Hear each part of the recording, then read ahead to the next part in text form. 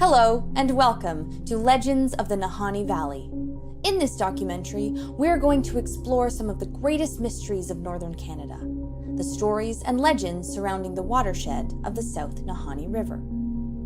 Believe it or not, these stories were once among the most famous folktales in all of Canada.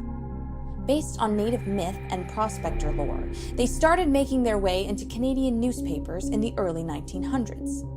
Soon, they began to feature in magazines and radio broadcasts.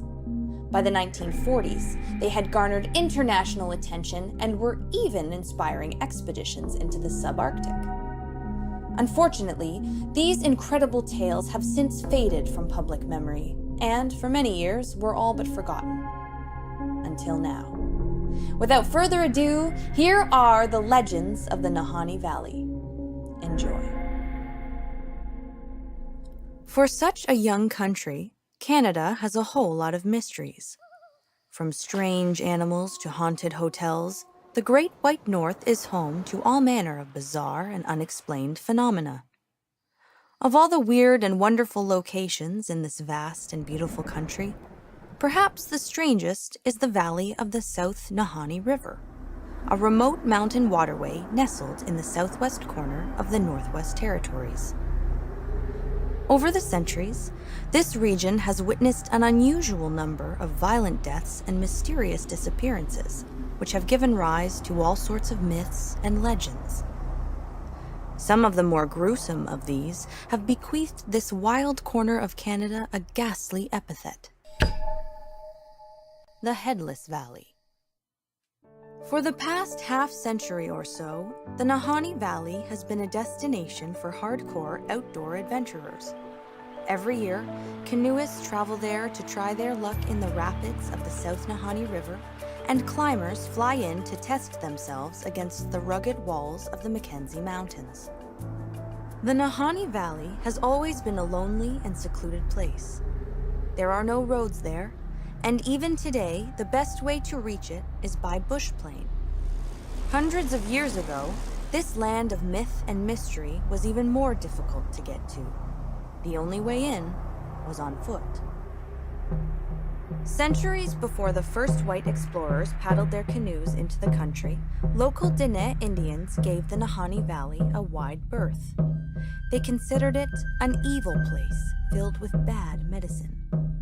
Every once in a while, when a band was in danger of starvation, native hunters ventured into the valley in search of game. Most of them were never seen again. The few who returned regaled their fellows with all sorts of horrifying tales. Some said that the valley was home to an evil spirit who could make men vanish like smoke in the wind. His unearthly shrieks echoed throughout the canyons on windy nights. This specter was not the only sinister presence said to haunt the region. Legend has it that the valley was also the domain of a race of hairy, man-eating giants known as Nahanni. These monsters dwelled in the valley's caves during the day and came out at night to hunt.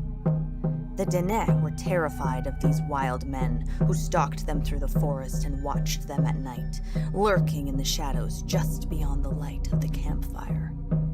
Hunters, foolish enough to wander from the safety of the camp, were snatched up by these creatures and carried away into the darkness, never to be seen again. A third class of Nahanni residents were members of the Naha tribe, a fierce, primitive people who descended from their mountain homes to raid Diné settlements in the lowlands along the rivers. In ancient times, a party of Diné warriors headed into Naha territory to strike back at these Stone Age tribesmen. When they finally came to a Naha camp, however, they found it completely deserted.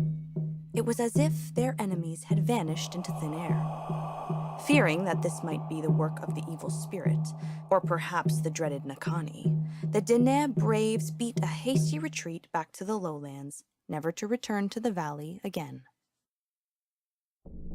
Today, many anthropologists believe that these old Indian tales were nothing more than myths, fictional stories which served important functions in Diné society.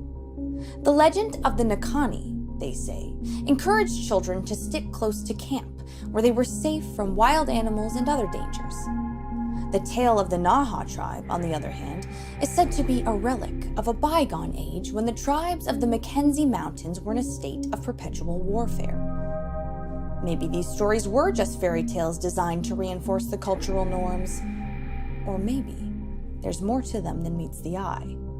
After all, the Diné Indians weren't the only ones to tell strange tales about the Nahanni Valley. In 1789, a Scottish explorer named Alexander Mackenzie paddled his canoe into Great Slave Lake and down a great river known to the natives as De Cho.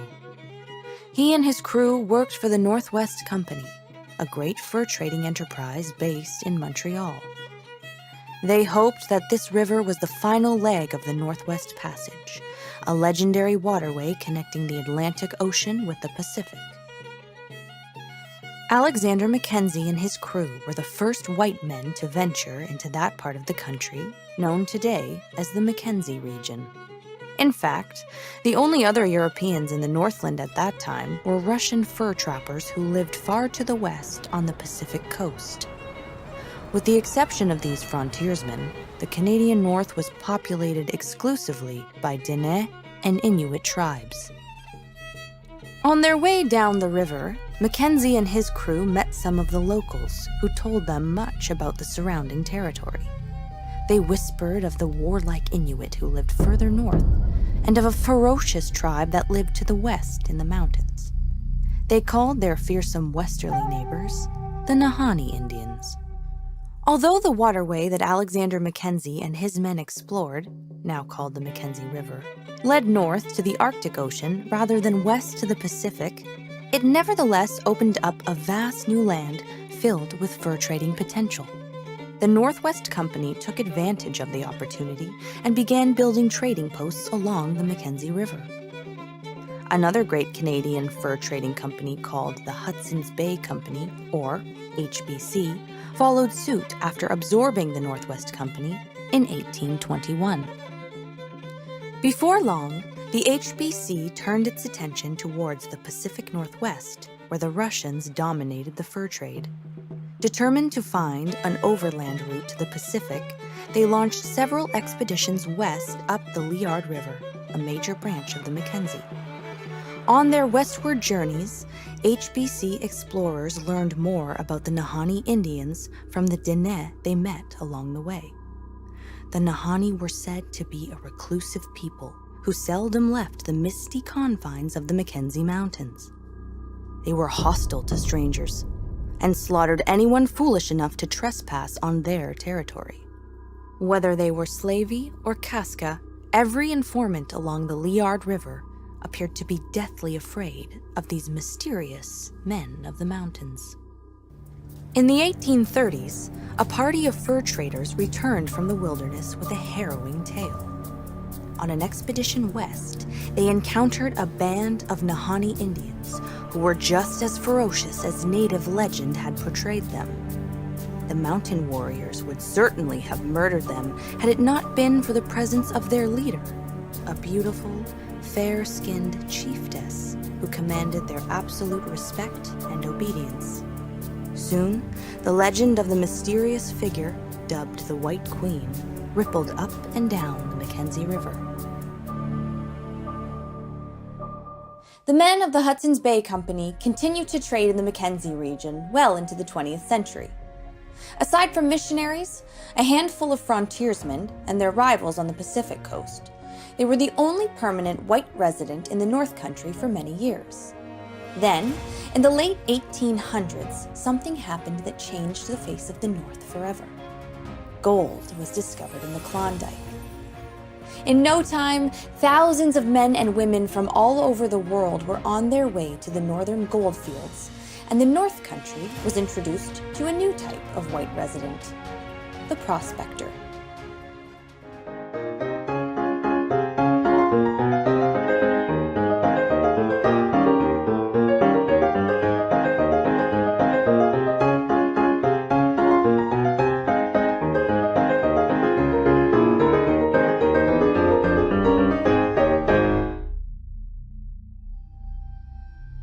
In the aftermath of the Klondike Gold Rush, Prospectors who failed to strike it rich in the Yukon began to look elsewhere for gold. A number of these restless souls wandered into the Nahanni Valley and began to pan the creeks which fed the South Nahanni River. Some, who returned from these diggings, filled northern trading posts and saloons with strange tales of a tropical valley hidden away somewhere in the Mackenzie Mountains.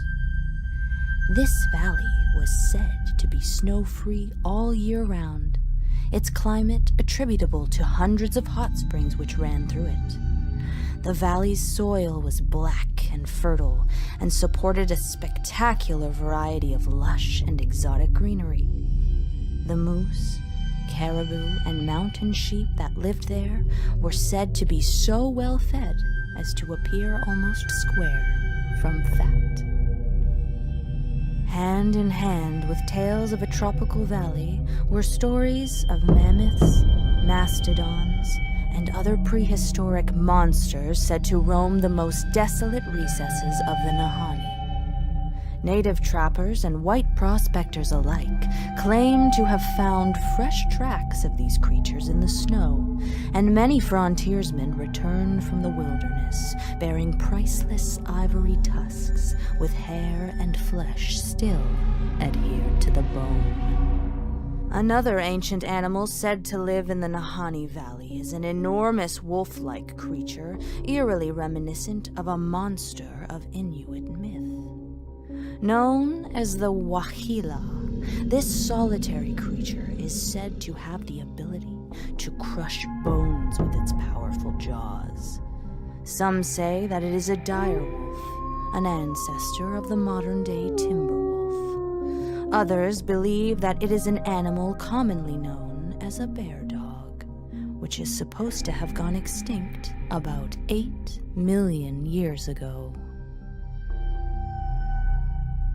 In spite of all the terrifying tales of prehistoric monsters, hostile tribes, hairy giants, and evil spirits, a handful of enterprising prospectors continued to try their luck in the Nahanni Valley in the hope of discovering gold. Two such men were Willie and Frank MacLeod, the Métis sons of a prominent Scottish fur trader. In the early 1900s, the MacLeod brothers, equipped with mining gear, disappeared into the Nahanni Valley.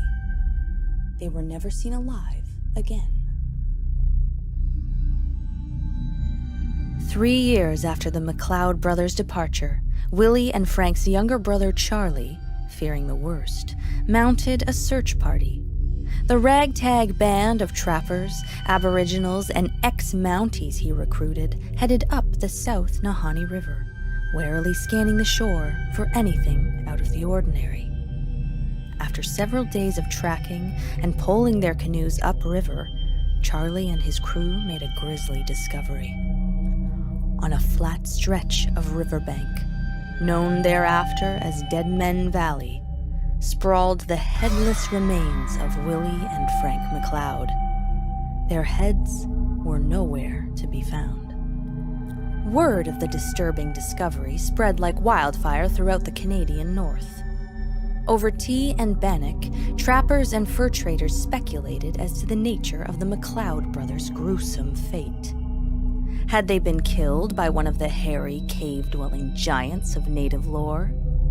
Had they been murdered by the mysterious Nahanni Indians?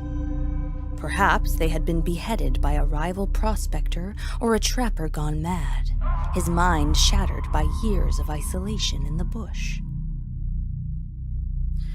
Along with these conjectures grew rumors that the Nahanni Valley was rich in gold, and that the MacLeod brothers had made a massive strike on one of its creeks sometime prior to their untimely deaths. In no time, whispers of the lost MacLeod mine, a subarctic El Dorado where gold nuggets the size of goose eggs littered the creek beds, spread throughout the Northland. One by one, prospectors from Yukon and Alaska trickled into the Nahanni, determined to strike it rich.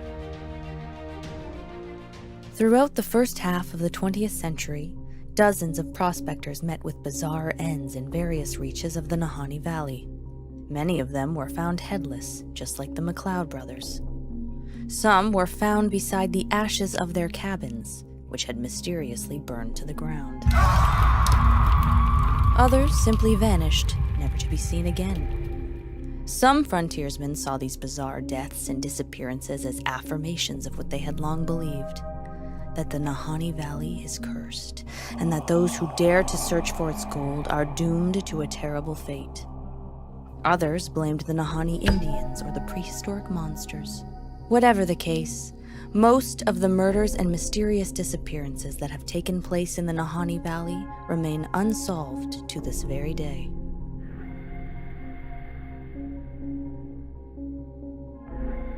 Thank you for watching Legends of the Nahanni Valley.